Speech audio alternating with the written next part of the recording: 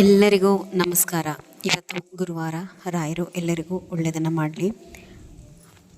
ರಾಯರಿಂದ ನಿಮಗೆ ಹೂಪ್ರಸಾದ ಆಗಬೇಕು ಅಂತಂದರೆ ರಾಯರ ಪೂಜೆ ಯಾವ ರೀತಿ ಇರಬೇಕು ಅನ್ನೋಂಥದ್ದು ಈ ವಿಡಿಯೋನಲ್ಲಿ ಹೇಳ್ತಾ ಹೋಗ್ತೀನಿ. ನೀವು ನೋಡ್ತಾ ಇರ್ಬೋದು, ರಾಯರಿಂದ ಹೂಪ್ರಸಾದ ಆಗಿರುವಂತಹ ಫೋಟೋಸು. ಇದು ನಮ್ಮ ಮನೆಯ ಫೋಟೋಸೇನೆ. ರಾಯರ ಹೂಪ್ರಸಾದಕ್ಕೋಸ್ಕರನೇ ದಯವಿಟ್ಟು ಪೂಜೆ ಮಾಡಬೇಡಿ.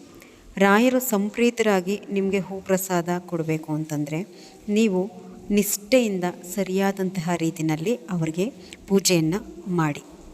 ಮೊದಲು ರಾಯರಿಗೆ ನಾವು ಕಾಯ ವಾಚ ಮನಸ ಶರಣಾಗಬೇಕು. ರಾಯರು ನೀವು ಎಷ್ಟು ತರಹದ ಹೂವು, ಎಷ್ಟು ಕಲರ್ಫುಲ್ ಆಗಿ ಹಾಕಿ ಎಷ್ಟೆಲ್ಲ ದೀಪಗಳನ್ನ ದೇವ್ರ ಮನೆ ತುಂಬ ಹಚ್ಚುತ್ತೀರಾ ಅನ್ನೋವಂಥದ್ದನ್ನು ಖಂಡಿತ ನೋಡಲ್ಲ. ಅವರು ಮೊದಲು ನೋಡೋ ಅಂಥದ್ದು ನಾವು ಬೇರೆಯವರಲ್ಲಿ ಕೇಳಿ ಬಯಸಬಾರ್ದು. ಅಂತಂದರೆ ಅವ್ರಿಗೆ ಹಾಗಾಗಲಿ ಹಿಂಗಾಗಲಿ ಅಂತನ್ನೋವಂಥದ್ದು. ಆಮೇಲೆ ಸುಳ್ಳು ಹೇಳಬಾರ್ದು. ಬೇರೆಯವ್ರನ್ನ ನಮ್ಮಂತೆ ಅಂತ ತಿಳಿದಾಗ ಮಾತ್ರ ರಾಯರ ಅನುಗ್ರಹ ನಮಗೆ ಲಭ್ಯ ಆಗುವಂತಹದ್ದು. ರಾಯರನ್ನು ನಾವು ನಂಬ್ತಿದ್ದೀವಿ, ಪೂಜೆ ಮಾಡ್ತಿದ್ದೀವಿ ಅಂದಾಗ್ಲೇ ರಾಯರಿಂದ ಎಷ್ಟೋ ತರಹದ ಪರೀಕ್ಷೆಗಳು ನಮಗೆ ಗೊತ್ತಾಗದೇ ಇಲ್ಲ.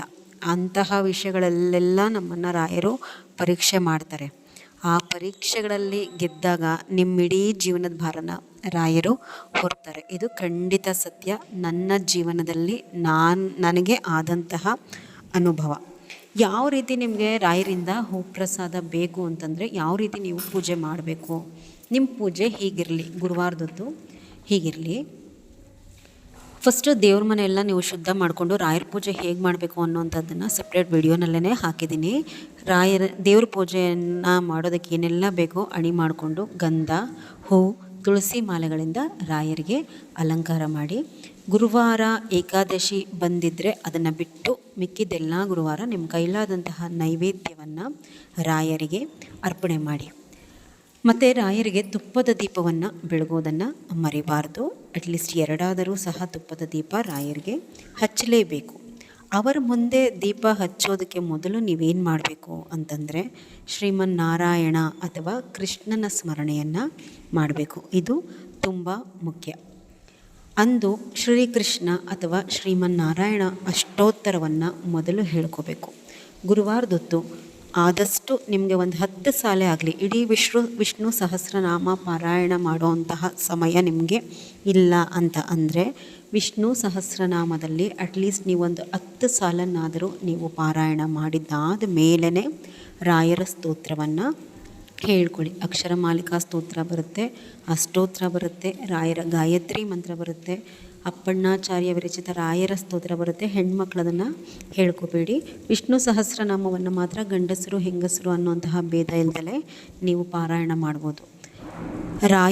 ರಾಯರ ಪೂಜೆಯನ್ನು ನಾವು ಎಷ್ಟು ಭಕ್ತಿಯಿಂದ ಮಾಡ್ತೀವಿ ಅನ್ನೋದನ್ನು ನೋಡೋದಕ್ಕಿಂತ ಶ್ರೀಹರಿ ಸ್ಮರಣೆಯನ್ನು ನಾವು ಮಾಡಿದಾಗಲೇ ಅವರು ಸಂಪ್ರೀತರಾಗೋದು ಹೆಚ್ಚು. ಇದನ್ನು ನಾನು ಅನುಭವಿಸಿರುವಂಥದ್ದು. ಅವರ ಸ್ತೋತ್ರಗಳನ್ನು ಹೇಳಿಕೊಳ್ಳುವಾಗ ಪ್ರಸಾದ ಬೀಳೋದಕ್ಕಿಂತ ಜಾಸ್ತಿ ವಿಷ್ಣು ಸಹಸ್ರನಾಮ ಪಾರಾಯಣ ಮಾಡುವಾಗ ಅಥವಾ ನಾರಾಯಣ ಕೃಷ್ಣ ಅನ್ನುವಂತಹ ಹೆಸರನ್ನು ಹೇಳ್ಕೊಳ್ಳುವಾಗಲೇ ರಾಯರಿಂದ ಹೂಪ್ರಸಾದ ಬೀಳುತ್ತೆ. ಅಲ್ಲಿಗೆ ಅಂದರೆ ರಾಯರು ವಿಷ್ಣು ಸ್ಮರಣೆ ಮಾಡಿದಾಗ ಹೆಚ್ಚು ನಮಗೆ ಒಲಿತಾರೆ. ಇದೆಲ್ಲ ಆದಮೇಲೆ ರಾಯರಿಗೆ ಮಹಾಮಂಗಳಾರತಿ ಮಾಡಿ ಖಂಡಿತ ನಿಮಗೆ ಹೂಪ್ರಸಾದ ಆಗುತ್ತೆ. ಅದನ್ನು ಬಿಟ್ಟು ಮೊಬೈಲ್ಗಳಲ್ಲಿ ಹೀಗೆ ಯಾರೋ ರಾಯರ ಹೂಪ್ರಸಾದ ಹಾಕೋ ಅಂಥದ್ದನ್ನು ನೋಡಿ ನೀವು ಅವರೆಲ್ಲೋ ಮೇಲ್ಗಡೆಯಿಂದ ಇಳಿದು ಬಂದಿದ್ದಾರೆ, ಅವ್ರಿಗೆ ಮಾತ್ರ ರಾಯರು ಹೂಪ್ರಸಾದ ಕೊಡೋ ಅಂಥದ್ದು, ನಮಗೆ ಹೂಪ್ರಸಾದ ಯಾಕೋ ಆಗ್ತಿಲ್ಲ ಅಂತಂದರೆ ರಾಯರ ಅನುಗ್ರಹ ನಮ್ಮ ಮೇಲೆ ಆಗಿಲ್ಲ. ಹೂಪ್ರಸಾದ ತಗೊಳ್ಳೋವಂಥವ್ರೆಲ್ಲ ಭಾಳ ದೊಡ್ಡವರು ಅಂತಂದರೆ ಏನೋ ಸಾಧನೆ ಮಾಡಿಬಿಟ್ಟಿದ್ದಾರೆ, ನಮಗೆ ಹೂಪ್ರಸಾದ ರಾಯರಿಂದ ಸಿಗಲ್ಲ ಅನ್ನೋವಂತಹ ಭಾವನೆಗಳನ್ನ ಬಿಡಿ. ಆಮೇಲೆ ಸೋಷಿಯಲ್ ಮೀಡಿಯಾಗಳಲ್ಲಿ ಈ ಹೂಪ್ರಸಾದ ಕೊಡೋವಂಥ ವಿಡಿಯೋಗಳನ್ನ ಹಾಕ್ತಾರಲ್ಲ, ಅಂಥವ್ರನ್ನ ಹುಡ್ಕೊಂಡು ಹೋಗೋದು, ಅವ್ರ ಫೋನ್ ನಂಬರ್ ಕಲೆಕ್ಟ್ ಮಾಡೋದಕ್ಕೆ ಟ್ರೈ ಮಾಡೋದು, ಅವ್ರನ್ನ ಕಾಂಟ್ಯಾಕ್ಟ್ ಮಾಡೋದು, ದಯವಿಟ್ಟು ಇದೆಲ್ಲ ಮಾಡಿ ಹಣ ಕಳ್ಕೊಳ್ಳೋದು, ಮೋಸ ಹೋಗೋದಕ್ಕೆ ಹೋಗಬೇಡಿ. ರಾಯರು ಎಲ್ಲರ ಕೈಗೂ ಎಟಕ್ತಾರೆ. ನೀವು ಭಕ್ತಿಯಿಂದ ನಿಷ್ಠೆಯಿಂದ ಪೂಜೆ ಮಾಡಿದ್ರೆ ನಿಮ್ಮ ಮನೆಗೆ ರಾಯರು ಬರ್ತಾರೆ. ನೀವೆಲ್ಲೋ ಯಾರನ್ನೂ ಹುಡ್ಕೊಂಡೋಗಿ ಮೋಸಕ್ಕೊಳಗಾಗುವಂತಹ ಅಗತ್ಯ ಖಂಡಿತ ಇಲ್ಲ. ಬ್ಲೈಂಡಾಗಿ ಯಾವುದನ್ನೂ ನಂಬಬೇಡಿ. ಹಂತವಾಗಿ ಬರುತ್ತೆ. ಇವತ್ತು ಸ್ವಲ್ಪ ಪೂಜೆ ಮಾಡುವಂಥವ್ರು ಮುಂದಿನ ಗುರುವಾರ ಅದರಲ್ಲಿ ಇನ್ನೊಂದೇನೋ ಕಲಿತೀರ, ನೆಕ್ಸ್ಟು ಅದರಲ್ಲಿ ಇನ್ನೊಂದೇನೋ ಕಲಿತೀರ. ರಾಯರು ನಿಮಗೆ ಪ್ರತಿಯೊಂದನ್ನು ಕಲಿಸ್ತಾ ಹೋಗ್ತಾರೆ. ಯಾರೇ ಆಗಲಿ ಪೂಜೆ ಮಾಡೋದು ಕಲಿತ ತಕ್ಷಣವೇ ಎಲ್ಲವೂ ಬರಲ್ಲ. ಹಂತವಾಗಿ ರಾಯರೇ ನಿಮಗೆ ಯಾರ್ದೋ ಮೂಲಕ ತಿಳಿಸ್ಕೊಡ್ತಾ ಹೋಗ್ತಾರೆ. ನೀವು ಹೀಗೆ ಪೂಜೆ ಮಾಡಬೇಕು, ಹಾಗೆ ಪೂಜೆ ಮಾಡಬೇಕು, ಕಲಿತಾ ಮಾಡ್ತಾ ಹೋಗಿ ರಾಯರ ಅನುಗ್ರಹ ಆಗುತ್ತೆ. ನಾನು ಹೇಳಿಕೊಟ್ಟಂತಹ ರೀತಿಯಲ್ಲಿ ಪೂಜೆ ಮಾಡಿ ನೋಡಿ. ನಿಮ್ಗೆ ಯಾಕೆ ರಾಯರಿಂದ ಹೂ ಪ್ರಸಾದ ಸಿಗೋದಿಲ್ಲ ಆಮೇಲೆ ನೋಡೋಣ. ಯಾರಿಗಾದರೂ ಹೂ ಪ್ರಸಾದ ಸಿಕ್ಕಿದ್ರೆ ನನಗೆ ಕಾಮೆಂಟ್ ಮಾಡಿ ತಿಳಿಸಿ. ನಿಮ್ಮ ಸಪೋರ್ಟ್ ಚಾನಲ್ ಮೇಲೆ ಹೀಗೆ ಇರಲಿ. ದಯವಿಟ್ಟು ಸಬ್ಸ್ಕ್ರೈಬ್ ಮಾಡ್ಕೊಳ್ಳಿ, ಚಾನಲ್ನ ಸಪೋರ್ಟ್ ಮಾಡಿ. ನಮಸ್ಕಾರ.